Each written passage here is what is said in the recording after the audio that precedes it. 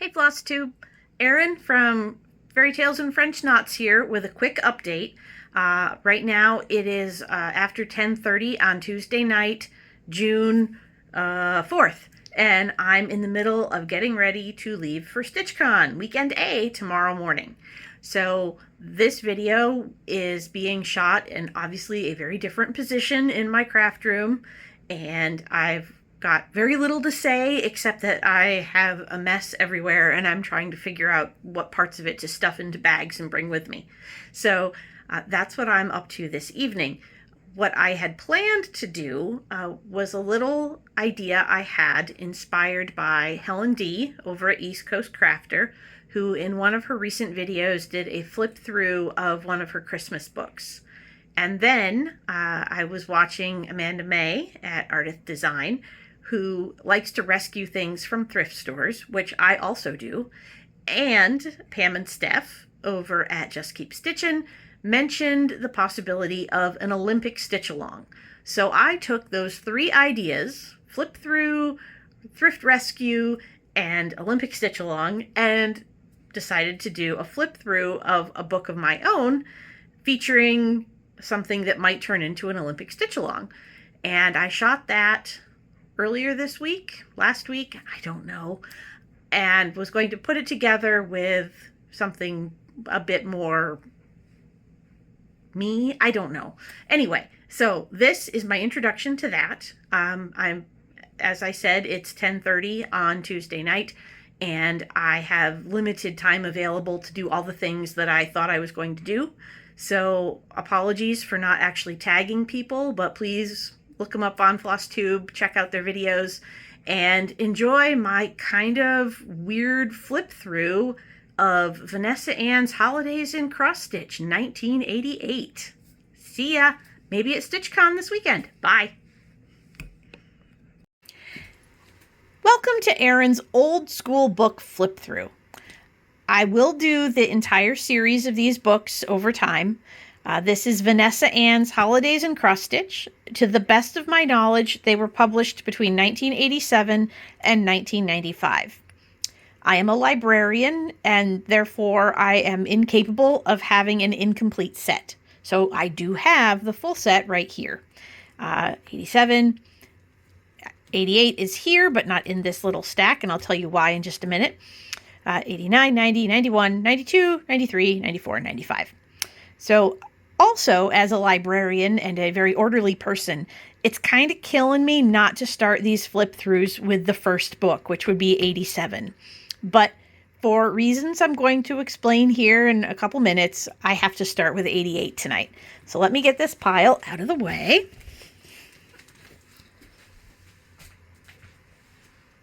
And here we have Holidays in Cross Stitch 1988 from the Vanessa Ann collection.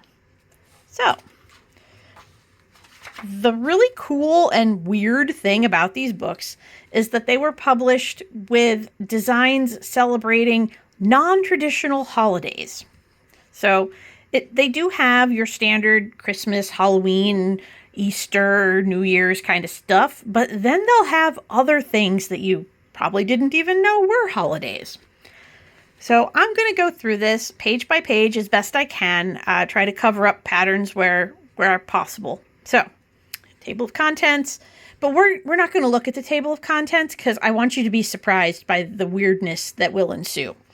So we start with an introduction, and on January 6th, we have Three Kings Day. And Vanessa Ann is also the designers behind Shepherd's Bush, so you may recognize some elements of their design style. Here we have the little people with no faces, and I actually think this pattern is kind of cute. So there's Three Kings Day.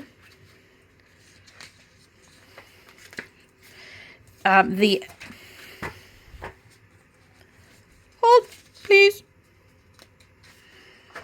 On January 23rd, we have National Pie Day. And here we have the Oh My Apple Pie. I don't want to stitch that one. then for Valentine's Day, we have A Wreath of Hearts, which honestly is very cute if you're ever looking for smalls. And that's part of why I've kept some of these books, is things like this are easy to color swap and finish quickly.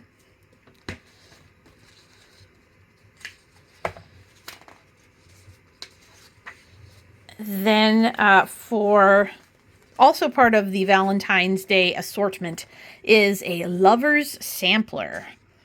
Lots of pastels and hearts, and you can do some ribbon couching there, some beads, I think. And there's Tina Richards, who is part of Shepherd's Bush. There's that one. The next ones are the Mardi Gras patterns, and I think these are a little bit creepy.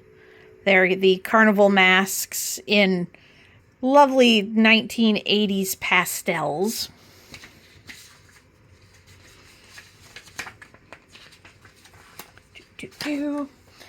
And this is probably what got me started collecting this whole set, because when I first rediscovered cross-stitching in the early 2000s, I got hooked on dragons, and this book had a pattern in it called The Dragon.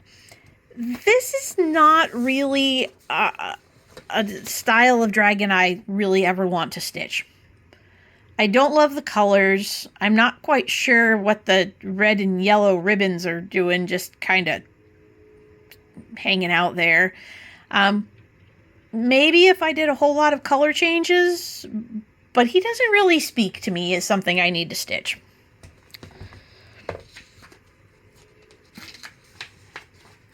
This one is a cute little wildlife sampler. It's, a little bit dated, a little bit wonky in spots. But what I thought was interesting is that this is for Bachelor's Day, because evidently 1988 was leap year, and it's your turn, women's turn, to do the asking and have the upper hand when it comes to asking for a date or even proposing marriage. However, the leap day, the 29th, is Bachelor's Day, when we cannot do those things. Who knew? Go stitch some wonky animals to celebrate that.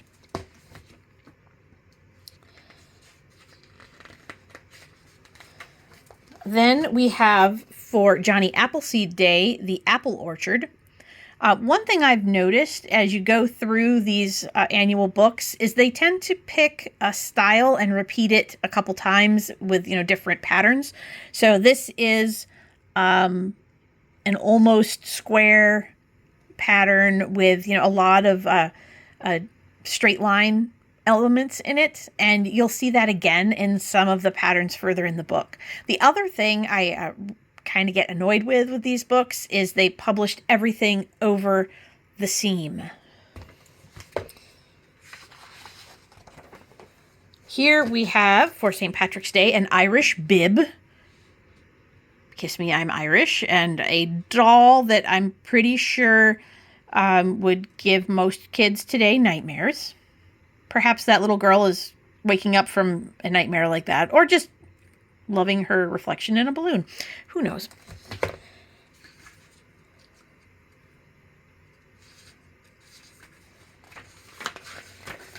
Let's see, what else do we have here? We have, for April 3rd, the Geometric Easter eggs. Again, lovely primary colors. Not my typical color palette, but I've seen people do lovely things with that color palette. So if that speaks to you, there you go.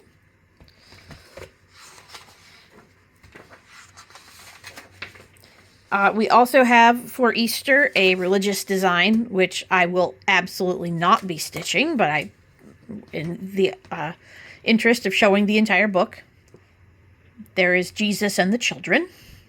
It's actually a pretty complicated, intense design. I'm pretty sure that's a full coverage piece.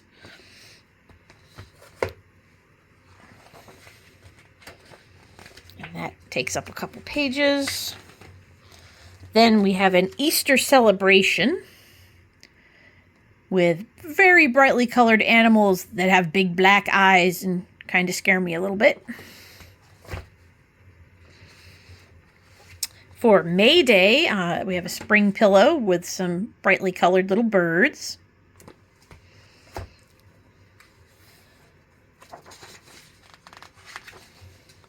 Then for National Pet Week, we have, there's the small version of this larger sampler here, which has barnyard critters and other pet type creatures.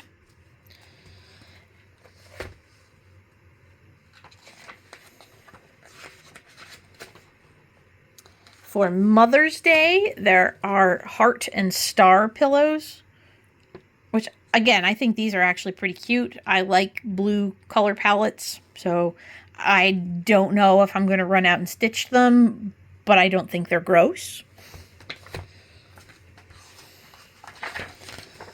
For Teacher Thank You Week, we have the schoolyard. I'm not sure if my child's teacher would really appreciate that, but it's a thing.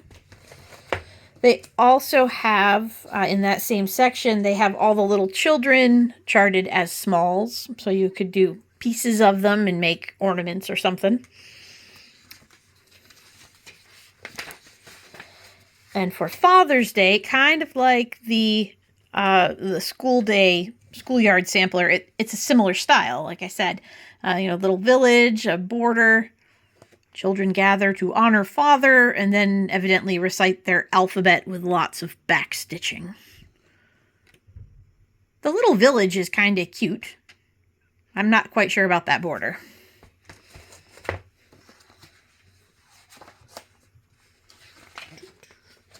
Then for July, it's State Fair month. So there's the little girl and her mother at the state fair with their produce and pies.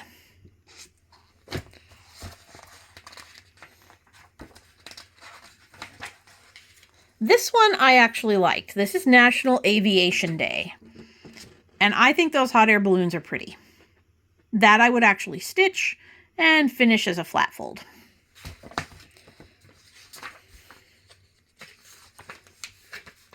For Grandparents' Day, we have a scrapbook cover decoration that says memories. Again, a really cute small to do for a gift or an exchange or something, or add it to your own scrapbook. That's September 11th. And then I think, yes, this is the reason I'm showing this one first. It's because I know that I've heard rumors of an Olympic stitch along starting in July with the Summer Olympics this year. And I knew I had this pattern, and it was probably a good part of the reason that I've kept this book. In addition to the fact that I can't get rid of one volume of a set because I'm a librarian. So this is the Summer Olympics, and I think the title of the pattern, hang on while I peek forward a page, is it's the Olympic Goddess. So it's a little bit dated. You can see with the stair-steppy bodily parts, her arms are kind of pixelated. And that little javelin thrower dude, the more I look at him, the more he makes me laugh. But I like it. I like the colors. I like the flag. I like the torch, the whole idea of it. And the quote says, "Excellence depends on how high you set your standards." So I think it's cute. Done on 40 count, it would be, I think, about 6x6, 7x7. So I could make a little flat fold out of that and have it on my desk at work for the Olympics. If I finished it before the Olympics ended. The next two patterns for October 3rd, Universal Children's Day, irritate me. And I'll tell you why. Because this is the little boy's dreams. The little boys are wonderful things as they ride through the sky on toy airplane wings. A group of tin soldiers he holds in his hands are legions that march at his command. He builds great cities with roads of dirt in grass-stained pants and muddy shirt. And all these things that are, very boy. And as a girl who grew up at a time and with a family that didn't really hold to those kind of gender stereotypes, it irritates me that, that's boys, and here's the little girl who, little girls' dreams are wonderful things where braided grass circles are diamond rings. The grandest teas and fanciest balls are attended by teddy bears and dolls. The prima ballerina who flits on tiptoe wears fuzzy pink slippers and an old Christmas bow. And I didn't do any of those things. I built cities in the dirt and was grass stained. So I do not relate. It's okay. For Sweetest Day, October 15th, and the funny thing is, I think I remember in my high school, the student council sold like suckers, lollipops, whatever you call them, that you could have delivered to your sweetest on this day. So I actually had heard of this one. I find the verse a little creepy because it says, happy hearts and happy faces, happy play in secret places, which is entirely innocent in this context, but my brain is not entirely innocent. So, but there's that one. It's kind of cute. I think that's a little girl with a book. Again, the shortcomings of 80s design sometimes show up here. Here is the pumpkin harvest, which looks a little bit like the apple orchard. As I was saying, the horizontal lines and there's the same trees in the foreground, about the same dimensions. For Halloween, we've got this little witch and a bunch of little tiny figures to stitch on little tiny bags. Do you know any trick-or-treater who'd really be happy with a bag that size? I think not. In my neighborhood, they walk around with pillowcases.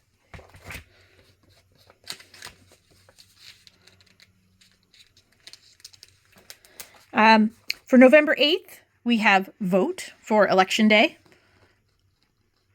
And given the current climate here in the U.S., I'm just going to hold that real close to the camera for a minute and let it speak for itself. Vote.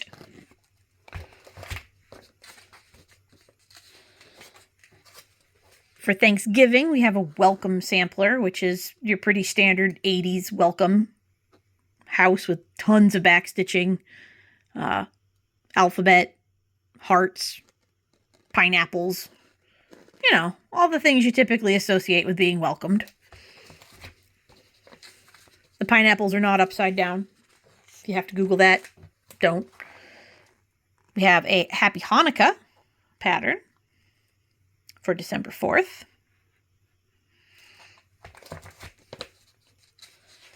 For Christmas, so we go from December 4th to December 25th because nothing happens in the middle of December. We've got Christmas goose samplers, which are kind of cute. I think I like the bottom half of this one here on the left a little better.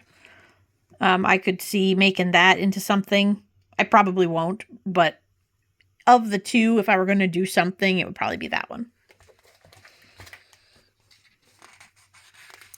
And is that it?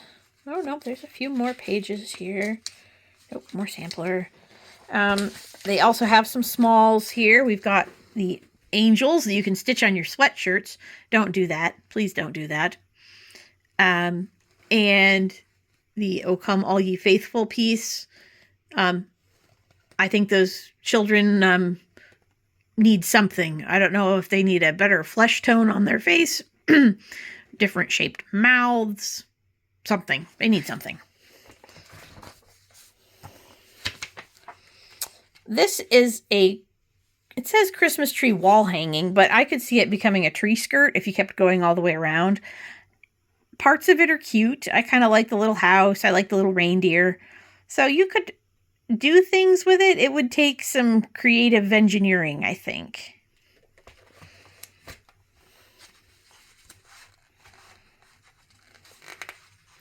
And then we have stockings. They always include I don't know if they always included a stocking. They often do. Again, I'm not an angel person, but that is cute. I like the little kids on the sled. Oh, and there are two different angels. There's this one with the children. hang on, let me get these papers out of here. And then there's the two angels together. I guess two angels together can only play for sheep. One angel alone is for children.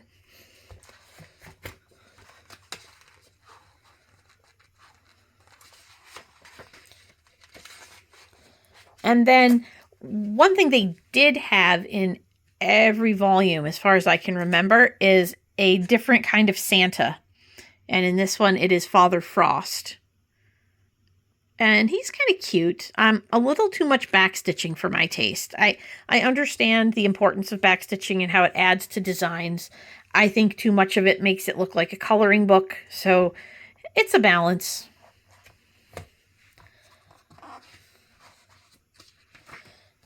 And the final one in here, is this it, I think, is Hark the Herald Angels Sing. Again, I'm not loving the face. It kind of scares me. But I do like the music, and that is one of the Christmas carols that I enjoy.